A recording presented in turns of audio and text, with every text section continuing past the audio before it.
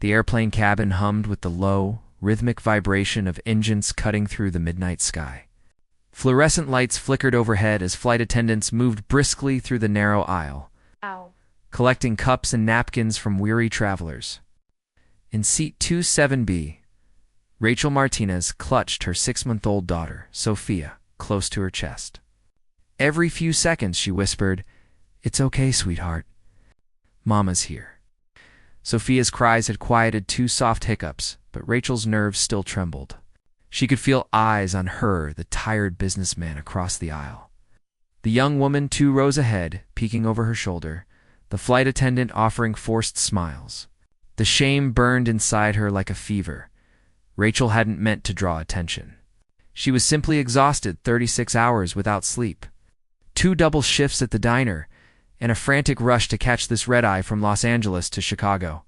The ticket had drained her savings, but she'd promised her sister Carmen she would come to the wedding. "Family first," Carmen had said on the phone, though Rachel knew there was judgment in her voice. Now, as Sophia stirred and whimpered, Rachel fought back tears. "Don't cry. Not here." She pressed her forehead to her daughter's, breathing in the faint scent of baby powder. "Just a little longer, okay? We'll see Aunt Carmen soon." A rough voice interrupted her thoughts. "Ma'am, your baby's been crying for 10 minutes straight." Rachel looked up.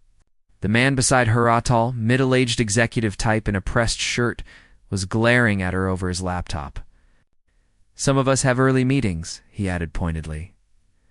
"I'm sorry," Rachel whispered. "Maybe try walking her in the aisle," he muttered, shaking his head. Rachel's cheeks burned. She unbuckled her seatbelt, stood, and began pacing slowly toward the back of the plane, swaying Sophia gently. Her legs ached. Her back screamed.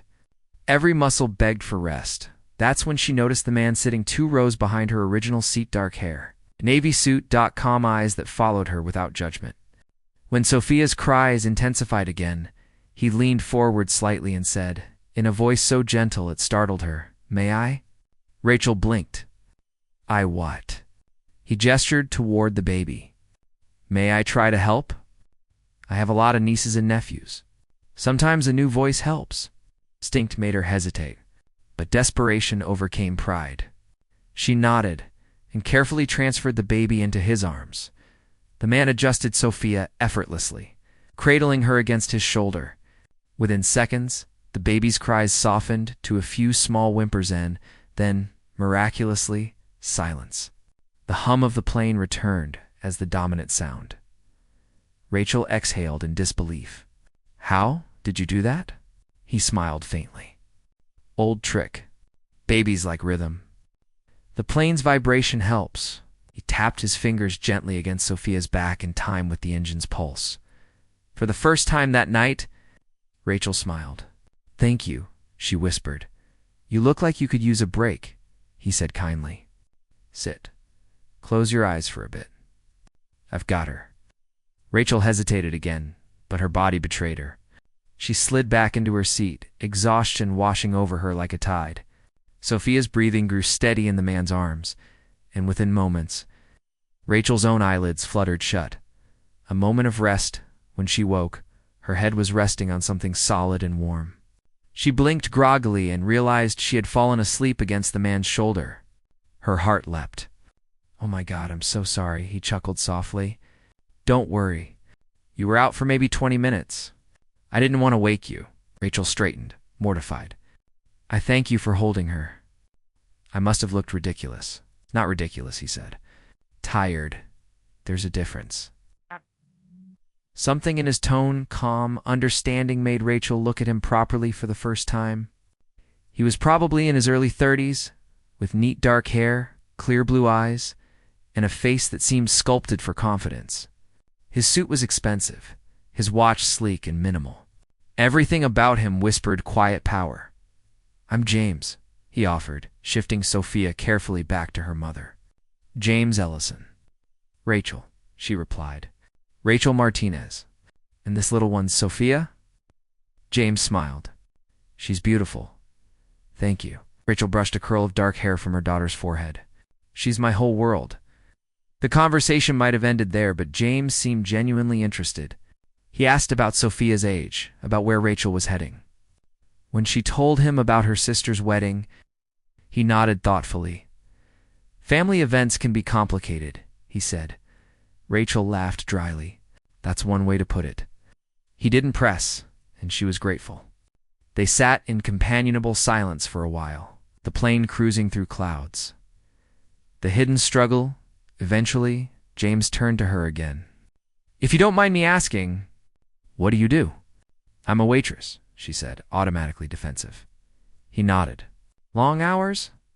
Double shifts most days. Tips are hit or miss. But it's honest work. I respect that. Most people didn't respond that way. Usually she got polite silence or awkward sympathy. But James's tone carried no pity, just sincerity. You said you were visiting Chicago for the wedding, he continued. Are you going back after? Yeah, I have to be at work Monday morning. Must be hard traveling with a baby. Rachel sighed. It's not easy, but we manage. James studied her quietly. There was something about her invisible strength, wrapped in exhaustion. He wondered what kind of courage it took to raise a child alone and still keep that gentle light in her eyes. Rachel, for her part, felt strangely safe talking to him. She didn't know why. Maybe because he listened without interruption. Maybe because for once, someone saw her not as the girl who got pregnant too young, but as a person. When the seatbelt light flickered on for turbulence, James instinctively placed a steadying hand on the armrest between them. Hold on, he said lightly as the plane shook. Sophia stirred, then settled again against Rachel's chest. You're good with her, Rachel said. James smiled. Practice. I helped raise my little sister when our mom passed. Her eyes softened. I'm sorry, he shrugged gently. It was a long time ago. But I learned patience from it. Rachel wanted to ask more, but her throat tightened. She looked down at Sophia instead. I wish I had someone like that growing up. Or even now. James tilted his head. You don't have family around? Just my sister. But things got complicated when I got pregnant. He didn't pry. Complicated tends to mean painful, he said softly. Rachel nodded. The hum of the engines filled the silence again, an unexpected kindness as the flight attendants prepared for landing. James reached into his briefcase and pulled out a small packet. Here, he said. Rachel frowned. What's this? Baby wipes. My sister swears by this brand. You mentioned your luggage is checked. Just figured it might help before landing. She blinked, touched by the gesture. That's really kind of you, he smiled. It's nothing. You'd be surprised how often I end up carrying baby supplies for people. Rachel laughed softly. You don't look like the type. The prepared parent type, he grinned. Maybe not, but I like to be useful. As they descended through the clouds, Rachel felt a pang of something unfamiliar hope. She had met countless people since Sophia's birth, but no one had treated her with such quiet respect. When the plane finally landed and passengers began disembarking, James helped her retrieve her bag from the overhead bin. Do you have someone picking you up? He asked. My sister, she said. Though knowing her, she'll be late. Would you like help getting to baggage claim? Rachel hesitated but nodded. If you're sure, absolutely. The shock they walked together through the bustling terminal, Rachel with Sophia balanced on her hip. James carrying her diaper bag without being asked. At baggage claim, he stayed beside her until her single suitcase appeared. Well, she said awkwardly, thank you again. For everything. You saved me back there. Don't mention it, he said, then hesitated as if considering something. Actually, I might be in Chicago for a while. Business trip. If you need anything, a ride, help finding your hotel, here's my number. He handed her a sleek business card. Rachel accepted it politely, but didn't look at it right away. Thanks, but I don't want to trouble you. It's no trouble. Before she could respond, a familiar voice called her name. Rachel, over here? Carmen? Rachel turned to see her sister rushing forward in designer heels, her hair perfect, her perfume expensive. The contrast between them felt like a punch. Finally, Carmen said, hugging her stiffly. You look tired. Long flight, Rachel replied. Carmen's eyes flicked toward James. And who's this? Rachel opened her mouth, but James extended his hand first. James Ellison. Carmen froze mid-gesture. Her eyes widened, first in recognition, then disbelief. Wait, as in Ellison Enterprises? James smiled politely. That's right. Rachel frowned, confused. You two know each other? Carmen let out a short, nervous laugh. Rachel, you were sitting next to one of the richest men in the country. Rachel blinked. What? James looked slightly amused. Guilty as charged, I suppose. Carmen gawked. You're on the cover of Forbes. Your company's in Chicago. Why were you flying economy? He shrugged lightly. Sometimes it's nice to see how the world really works. Rachel stared at him, speechless. The kind stranger who'd soothed her baby and lent her his shoulder. Was a CEO worth millions?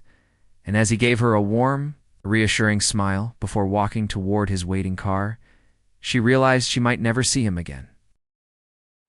The morning sunlight spilled through the small motel window, warming the faded curtains and worn carpet of the room Rachel had rented for 2 nights. It wasn't much a single bed, a chip dresser, a bathroom that smelled faintly of bleach, but it was the best she could afford. Sophia gurgled happily on the bed beside her, clutching a soft toy airplane that a kind stranger had given her the day before. That stranger James Ellison hadn't left. Rachel's thoughts for a second since their arrival in Chicago. She remembered his calm blue eyes, his kindness, his humility. She remembered falling asleep on his shoulder, the warmth of his steady breathing beside her. But most of all, she remembered her sister's reaction. One of the richest men in the country. Rachel shook her head. That's impossible. What would a man like him be doing in economy class, talking to someone like me? Still, the business card he'd given her sat on the nightstand, its gold-embossed letters catching the morning light. James Ellison, CEO Ellison Enterprises, downtown Chicago. Private line, 312-555-2049. Rachel traced the edges of the card with her finger, tempted to call just to say thank you again. But then she laughed at herself. What would I even say? Her thoughts were interrupted by a knock at the door. Carmen's visit. Rachel opened the door to find her sister standing there, holding a garment bag and a coffee cup. Carmen was everything Rachel wasn't. Stylish, confident, perfectly composed. Her caramel hair framed her face like it had been sculpted by a stylist. Her manicured nails matched her designer heels. Good morning, sleepyhead, Carmen said, stepping inside. You're lucky I came early. You have a lot of work to do before tonight. Rachel smiled faintly. Good morning to you too. I brought you a dress, Carmen said, unzipping the garment bag. It's one of my old ones, but it should fit. Just try not to spill anything on it, okay? Rachel nodded, swallowing the sting of the words. Thanks. Carmen glanced around the motel room, her nose wrinkling. You're staying here? It's what I could afford, Rachel said simply. Carmen sighed. Rachel, you could have stayed at the guest house. I mean, it's not fancy, but I didn't want to impose, Rachel interrupted gently. You have enough going on? Carmen hesitated, guilt flashing in her eyes before she turned away. Anyway, Mom's been asking about you. She's excited to see Sophia. Rachel smiled softly. So am I. It's been a while, Carmen. Shifted awkwardly, then blurted, You know James Ellison's coming tonight, right? Rachel froze. What? He's one of our investors. His company funded part of Mark's startup, so he's been invited. And you? Carmen gave a small, knowing smile. You met him on the plane. Talk about fate. Rachel's heart skipped. I didn't even know who he was until you told me. Carmen grinned. Well, you do now, so maybe don't show up in your waitress shoes, okay? Rachel rolled her eyes. Thanks for the advice. Hey, I'm just saying, Carmen said lightly, sipping her coffee. You never know what can happen when fate decides to mix business and economy class. Rachel laughed, but the thought lingered long after Carmen left. The wedding night by evening. The church glowed with soft amber lights, its arched ceilings echoing with piano music and laughter. Guests in elegant attire filled the pews, there, murmurs blending with the rustle of silk and the clinking of champagne glasses. Rachel stood quietly at the back, holding Sophia in a white baby dress that Carmen had sent over. She felt out of place, like a shadow in someone else's story. The borrowed dress fit, but barely. The shoes pinched. Still, when her sister walked down the aisle in a flowing gown, tears welled in Rachel's eyes. For all their differences, Carmen deserved happiness. After the ceremony, the reception began at a luxury hotel ballroom that looked like something out of a magazine. Gold chandeliers, marble floors, waiters carrying silver trays. Rachel found a small corner table near the back, away from the crowd. She rocked Sophia gently as music filled the air. Laughter surrounded her, but she felt invisible. Then, a familiar voice broke through the noise. "Mind if I join you?" Rachel turned on, froze. James Ellison stood there, dressed in a black tuxedo that seemed made for him. The same calm smile curved his lips, but his presence carried a quiet authority that made the air feel different. "James," she whispered. "Rachel," he said warmly. "I almost didn't recognize you. You look lovely." Her cheeks flushed. "I thank you. I didn't expect to see you here," he smiled. "Your sister didn't tell you I'd be coming?" "She did. Just didn't think." "Well, you're probably used to a different crowd," he chuckled. "Crowds are just people in fancier clothes." "May I sit?" She nodded quickly. "Of course," took the seat beside her, his eyes briefly softening as he looked at Sophia sleeping in her arms. "She's peaceful tonight." Rachel smiled. "Thanks to you, she slept most of the day. You must have some kind of magic." "Hardly," he said. "Just patience." Two worlds collide for a while. They talked quietly about the flight, about Chicago, about how surreal weddings could be. James listened intently, occasionally glancing at Sophia with a look that Rachel couldn't quite read. Then Carmen approached, her eyes gleaming with curiosity. "James, I'm so glad you made it. I see you've already met my sister again." James smiled politely. "We had the pleasure of sitting together on the flight here." Rachel's daughter was the highlight of the trip. Carmen laughed. She has that effect on people. She shot Rachel a look, half teasing, half calculating. "Small world, huh?" Like Rachel wanted to sink into the floor, by the way, Carmen continued. "Mark's been meaning to thank you in person for your investment. He's around somewhere, probably talking about code or crypto." James laughed lightly. "He's passionate. That's good." Carmen nodded, then excused herself to greet more guests. As she disappeared into the crowd, Rachel turned back to James. "You're really an investor in her husband's company, among other things?" he said modestly. "I've been mentoring Mark a bit, mostly business advice." Rachel blinked. "You mentor people?" He smiled. "Everyone starts somewhere. I've had my share of help too." There was a long pause between them, filled with unspoken curiosity. Rachel wanted to ask him everything: how he built his empire, how he stayed humble, why he'd chosen to sit in economy class that night, but she was afraid of sounding foolish. James, meanwhile, was trying to understand why he felt so drawn to her.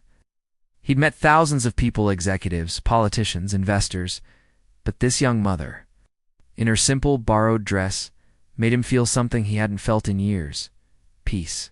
The whisper of opportunity as dinner was served. A waiter accidentally bumped into Rachel's chair, spilling a few drops of red wine on her sleeve.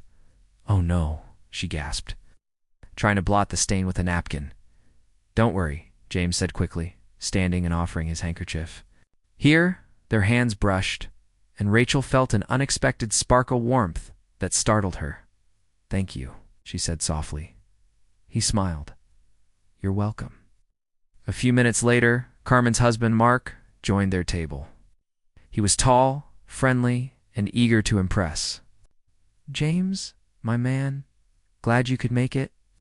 "Wouldn't miss it," James replied with a polite grin. Mark turned to Rachel. "So, how's my favorite sister-in-law?" Rachel smiled faintly. "I'd tired but happy for you both." "That's great," Mark said. "Hey, maybe you could stop by our office tomorrow. We're hiring a few assistants. I could put in a word."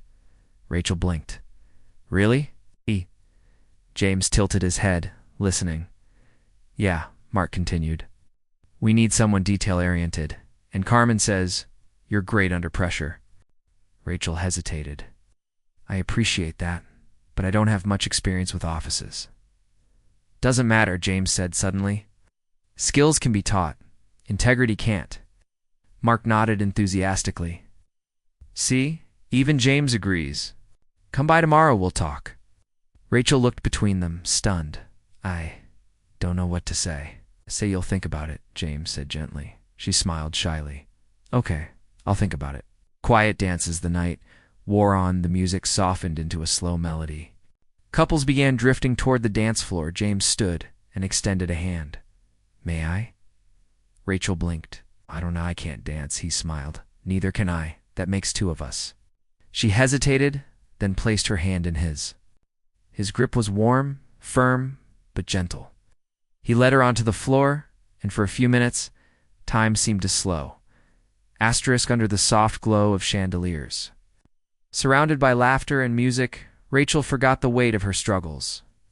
She wasn't a tired waitress, or a single mother trying to survive. She was just a woman, swaying to music in the arms of someone who made her feel seen. James leaned closer, his voice low. You deserve moments like this, Rachel. She looked up, startled. What do you mean? You carry the world on your shoulders, but you still smile? That's rare, her throat tightened. You barely know me. He smiled faintly. Sometimes that makes it easier to see the truth. Their eyes met, and for a heartbeat. The noise of the world vanished.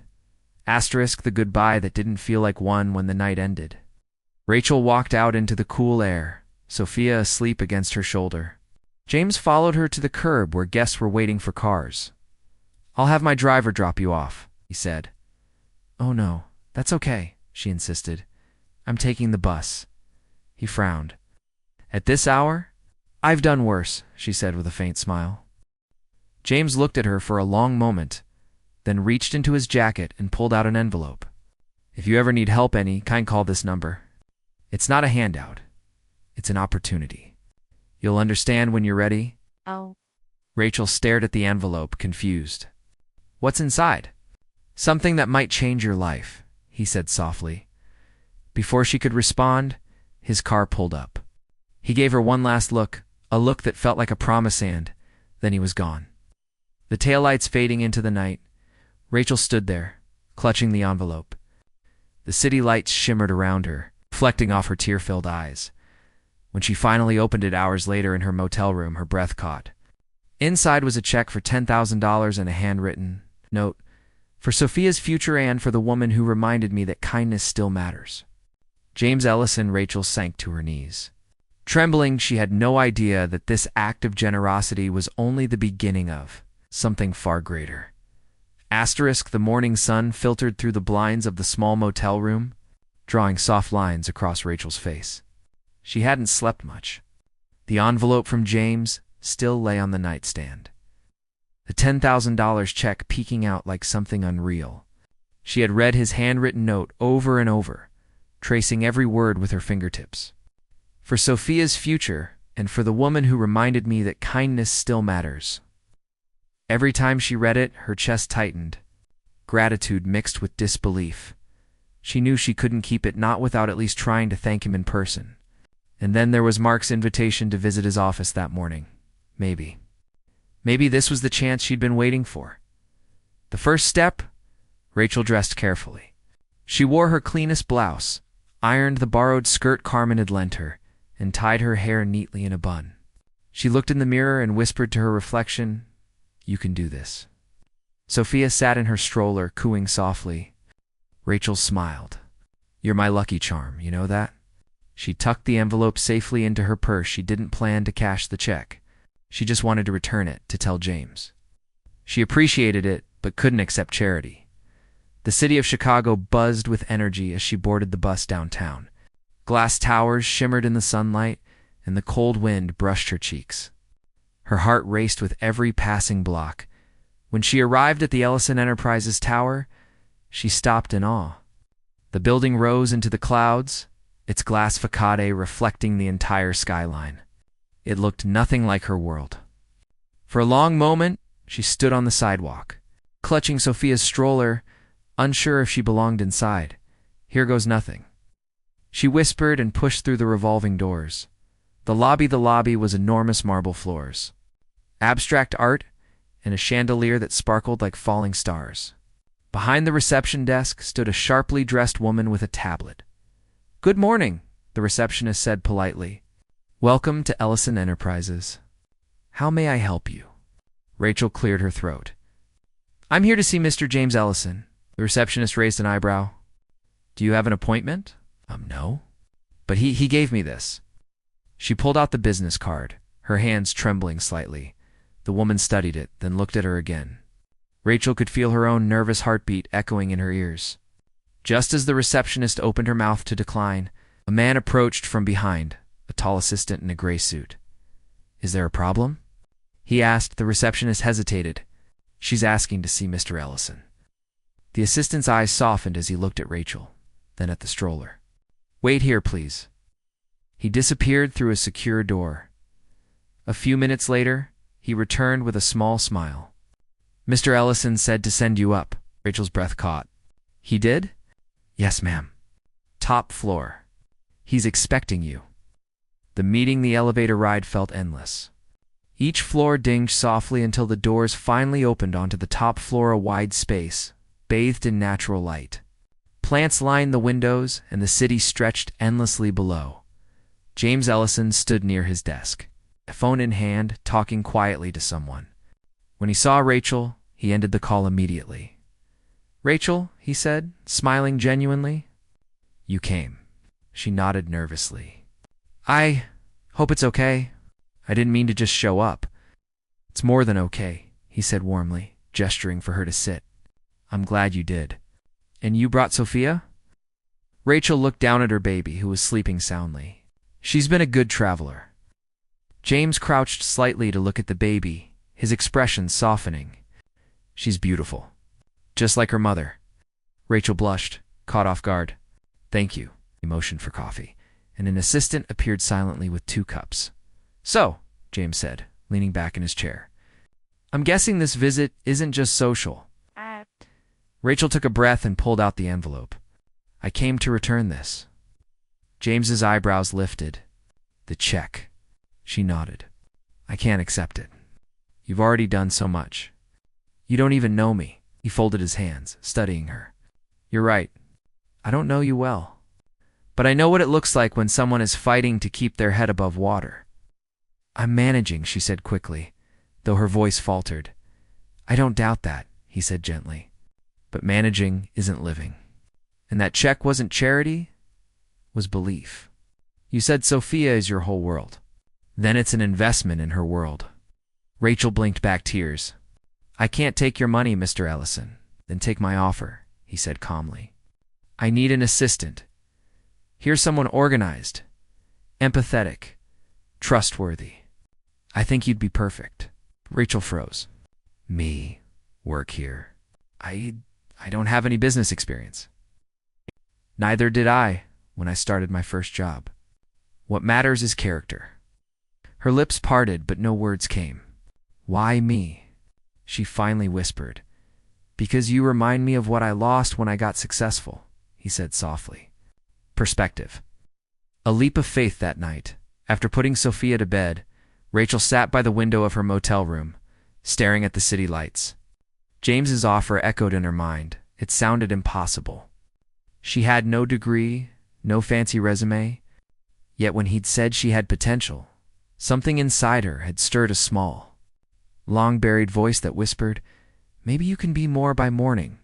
Her decision was made. When she arrived back at Ellison Enterprises, the HR manager, a kind woman named Laura, greeted her with a warm smile. We've been expecting you, Mr. Ellison said. To start you as an administrative trainee. Congratulations. Rachel could barely speak. Thank you. I won't let him down. New beginnings. The first few days were overwhelming. The office was a blur of phone calls, schedules, and meetings. Rachel felt out of place among the polished employees with designer suits and degrees from elite universities. But she worked hard, arriving early, staying late, learning everything she could. James would often stop by her desk, checking on her progress. He never hovered, never patronized, just guided. Trust yourself, he told her once. You've got instincts money can't buy. By the end of her first week, she had successfully organized 3 meetings, rewritten a proposal draft, and managed to charm everyone on her floor with her kindness and humility. Even the senior executives began treating her with quiet respect, But there were whispers, too, about the mysterious single mother the CEO had hired personally. Some assumed favoritism. Others wondered if there was more between them. Rachel ignored it. She wasn't here to gossip. She was here to build a life for Sophia. An unlikely bond weeks passed. Rachel grew more confident, and her relationship with James evolved into something unspoken but strong. They shared lunches when schedules allowed, conversations about life, not business. He told her about his late mother, about growing up modestly before building his empire from nothing. She told him about her struggles, the loneliness, the fear of not being enough for Sophia. He listened, always with the same quiet empathy. One evening, when most employees had left, James found her still at her desk. "Reviewing reports? You're still here," he said softly. "I wanted to finish these before Monday," she replied. He smiled. "You've done more in 3 weeks than some people do in 3 months," she blushed. "Thank you. I'm just trying to prove I belong here." "You already do," he said simply. For a moment, they just looked at each other. The city lights glowed behind them, casting soft reflections across the glass walls. It wasn't romantic, at least. Not yet. But there was something undeniably human between them. Something rare. The challenge, but success, always brings storms. One Friday morning, Rachel was tasked with preparing documents for an upcoming investor meeting that could determine the future of Ellison Enterprises' new project. She worked late into the night, but exhaustion got the better of her. When she arrived at the office the next morning, she discovered an error in the final draft one that had already been sent to the investors. Her heart sank. James noticed her pale face as he entered the meeting room. "Everything okay?" She swallowed hard. "I made a mistake on the cost projections." "It's my fault." There was a tense silence. The other executives exchanged uneasy glances. James looked at her for a long moment. Then he said calmly, "Fix it." Rachel blinked. "You're not angry?" He smiled faintly. "Everyone makes mistakes. It's what you do next that counts." She worked through the night to correct every figure, staying long after the building emptied. When she finished, she left the corrected reports on his desk with a handwritten apology.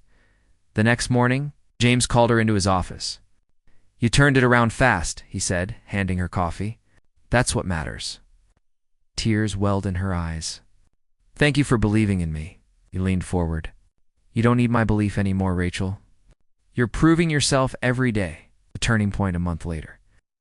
Ellison Enterprises hosted its annual gala formal event for investors, employees, and media. It was Rachel's first time attending anything so grand. She wore a simple navy dress James had insisted the company cover as a work expense, though she knew it was his doing. As she entered the ballroom, she caught sight of him across the room, talking to journalists. Their eyes met, and for a moment, the noise around them disappeared. James excused himself and walked toward her. "You clean up well, Miss Martinez," he teased lightly. She laughed. "I'm still getting used to these shoes." "Then let's hope there's no dancing tonight," he joked. But there was, and when the music shifted to a slow melody, he offered his hand, just like the night of her sister's wedding. Under the shimmering lights, surrounded by the hum of success, they danced again, not as a poor girl and a CEO, but as to souls who had found something rare in the chaos of life: respect, connection, and quiet understanding. For the first time in years, Rachel didn't feel like a survivor. She felt like someone becoming whole again. Asterisk whispers in the halls by early spring. Rachel had been at Ellison Enterprises for almost 6 months. Her confidence had grown. She'd learned to navigate boardroom schedules, investor calls, and spreadsheets filled with numbers that once terrified her. Yet, success has a way of attracting shadows. It began with murmurs. "Did you hear? The CEO's personal assistant used to wait tables. Single mother. He brought her in himself. I heard he's been spending late nights in his office with her." Rachel heard the gossip while walking past the break room, her heart sinking as the words hit. She froze for a second, then kept walking, head held high. She'd worked too hard to let rumors undo her. Still, they echoed in her mind like a ticking clock. James noticed the change before anyone else. "You've been quiet lately," he said one morning. "Just tired," she replied with a small smile. But he saw through it. "Don't let them get to you. People who gossip are rarely doing anything worth talking about." Rachel nodded but stayed silent. Deep down, she feared what the rumors could do not just to her reputation, but to the trust James had placed in her. The press scandal one Monday morning. Everything changed.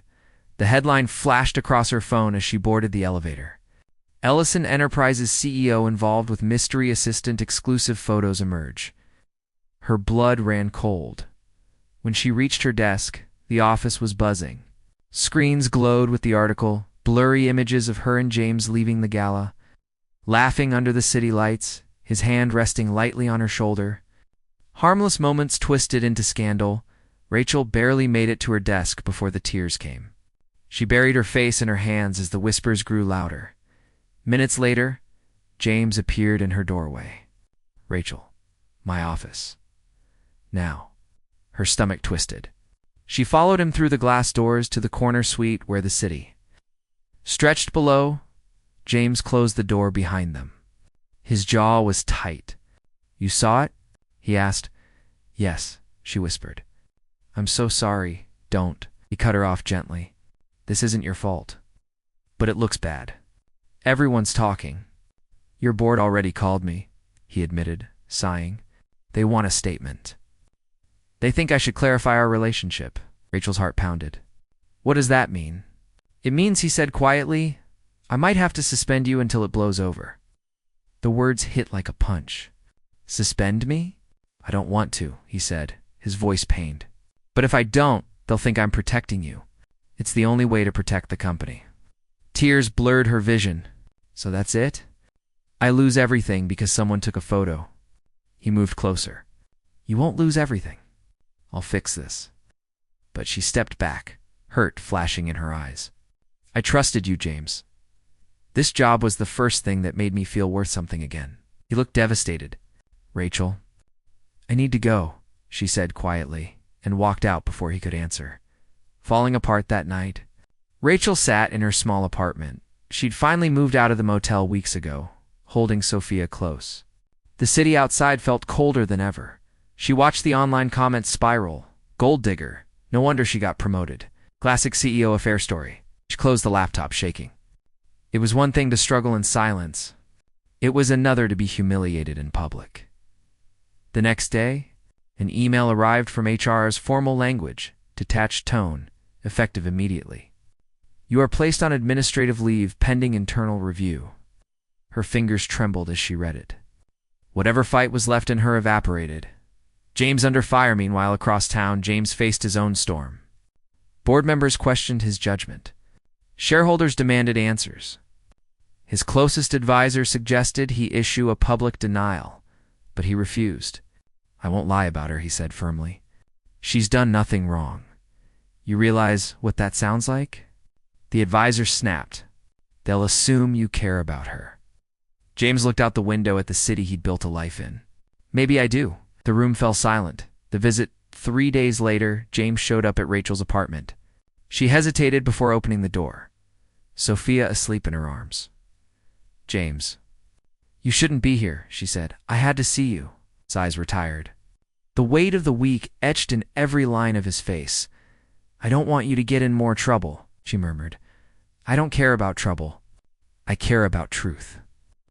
He handed her a folder. Inside were documents, proof that the leaked photos had been sold by a competitor trying to undermine him. A corporate rival had fabricated the story to damage his reputation before a merger. Rachel stared at the pages in shock. "So this was all a setup?" "Yes, but the damage is done unless we fight it together." "Together?" He nodded. "I want you back at the company. As my communications liaison, we'll clear our names side by side." She hesitated. "People will still talk." "Let them," he said quietly. "Truth lasts longer than gossip." Her eyes filled with tears. "Why do you believe in me so much?" "Because," he said softly, "when everyone else sees scandal, I see strength." The comeback. Rachel returned to Ellison Enterprises 2 weeks later. This time, she walked through the doors with her head high. The rumors still lingered, but so did something stronger: respect. She had faced humiliation and returned anyway. James stood at her side during a press conference, where he publicly defended her name. He spoke with quiet conviction. Ms. Martinez is one of the most capable people I've worked with. The truth is simple. Her dedication and integrity are the reason Ellison Enterprises stands strong today. The room erupted in applause. Rachel fought back tears as reporters shouted questions. When it was over, James looked at her and smiled. We did it. But Rachel knew it wasn't over. Not yet. The breaking point that night. As they stood on the rooftop terrace overlooking the city, Rachel finally spoke the words she'd been holding in. Why are you doing all this for me? James hesitated. Because I care about you more than I should. She looked away, heart pounding. You're my boss. Maybe. But I'm also a man who owes his life to a chance encounter on a plane. Rachel laughed softly through tears. You mean when I fell asleep on you and snored? He grinned. That's the one. The laughter faded into silence as they stood watching the city lights. Neither spoke the words hanging in the air. But both knew something had changed. The accident 2 weeks later, while driving home late from work, James's car was struck by a delivery truck on a rain-slicked road. The news hit the company like a lightning bolt. James Ellison, in critical condition. Rachel rushed to the hospital, her heart in shreds. She found him unconscious, machines beeping around him. She took his hand and whispered, Please don't leave. You promised we'd finish this together. Days turned into weeks. Rachel balanced work and visiting him daily, reading him news headlines, telling him about Sophia's first steps. She didn't know if he could hear her, but she kept talking. One evening, sunlight spilled through the hospital window. His fingers moved slightly around hers. James, she gasped. His eyes fluttered open. Weak but smiling, he whispered, You didn't give up on me. She laughed and cried at once. I learned that from you. The light returns months later. James was back on his feet, slower, gentler, but more grateful than ever. Rachel stayed by his side through therapy and recovery, helping manage the company in his absence. When he finally returned to work, he called a meeting and announced something that stunned everyone. Effective today. Rachel Martinez is promoted to Executive Operations Director. The room went silent. Then applause erupted. Rachel stood frozen, tears streaming. James met her eyes and nodded. You earned this. That night, she stood outside the building with Sophia in her arms. Watching the lights glow on the glass tower that had once intimidated her, now it felt like home. A year later, a year had passed since the night that changed everything.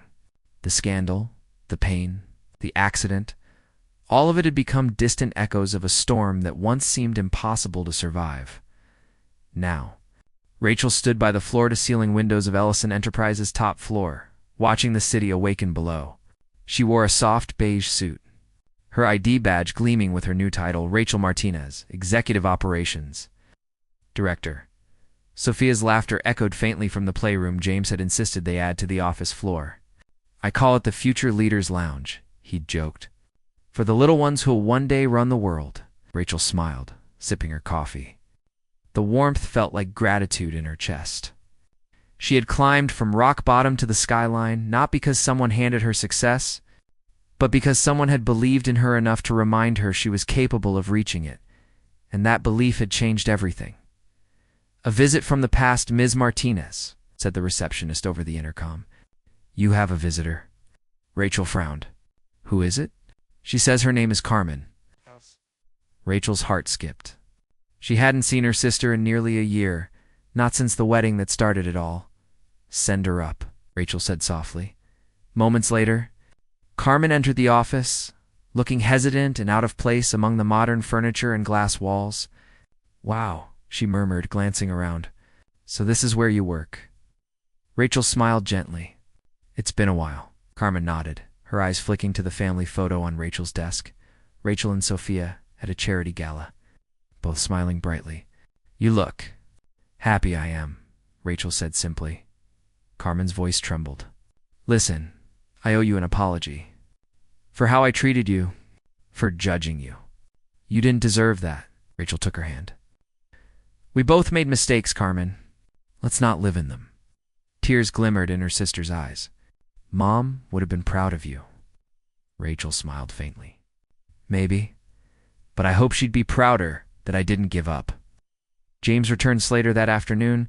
James stepped into her office, leaning slightly on a cane. The accident had left him with a limp, but not an ounce of self-pity. If anything, it made him more human than ever. You look deep in thought, he said, setting a folder on her desk. Just reflecting, she said with a small smile. It's strange, isn't it?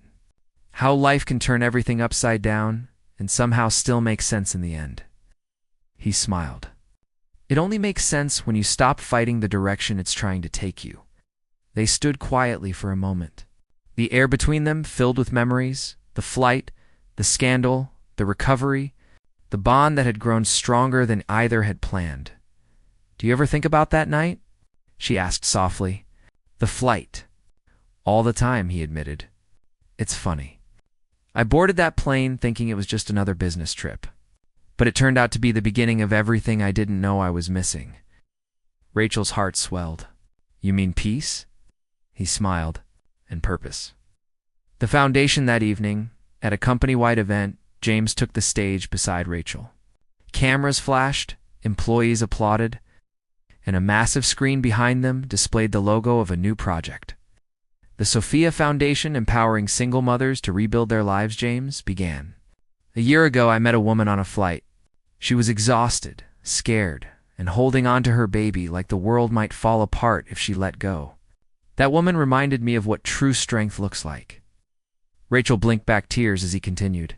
Today, in honor of her courage and the countless women like her, Ellison Enterprises is proud to launch a foundation that will provide childcare support, education, and job opportunities for single mothers nationwide. The room erupted in applause. Cameras turned toward Rachel, but she didn't care about the spotlight.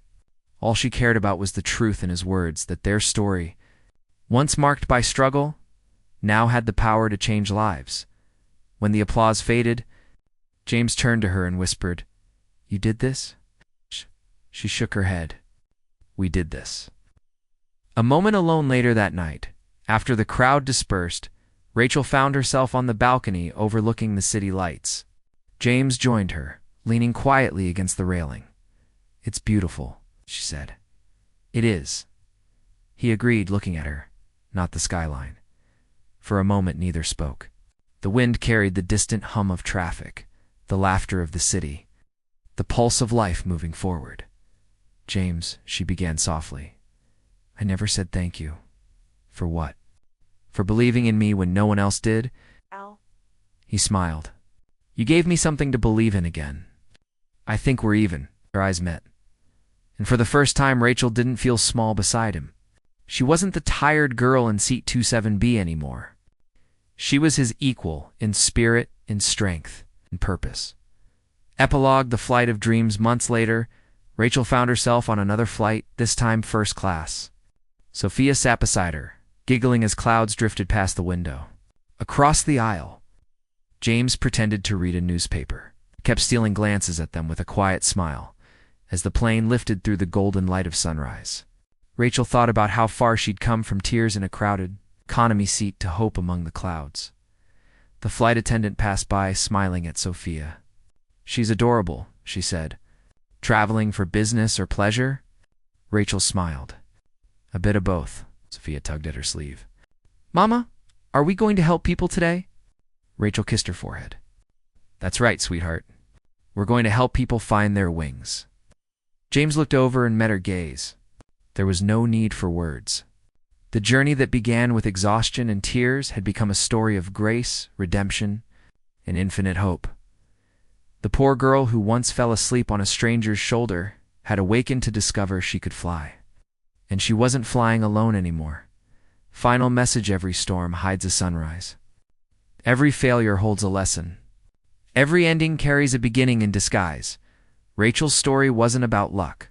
It was about faith, the quiet kind that whispers, "Keep going." The right people will find you.